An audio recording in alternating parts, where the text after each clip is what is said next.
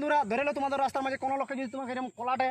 কিংবা গলাতে যদি গ্রিপ করে ধরলো আর মানে একটা যখন হাতে তোমার যে মাছটা খুঁজে যে ফেসা কিংবা যে কোনো জায়গায় সেটা তোমরা নিজেকে কেমন করে মানে হাতটার মানে যে গ্রিপ করে ধরেছি সেই হাতটাকে মানে তোমরা কী করে সহজে তোমরা মানে ছাড়াতে পারবে এবং যখন হাতটা ধরেছো সেটা তোমরা যদি চাও তো ওই হাতটা তোমরা ভাঙতেও পারবে। তো ভিডিওটা তোমরা একটু ভালো করে দেখো তবে বুঝতে পারি যাবে। বেরোলে আমাকে কলারটা ধরবো না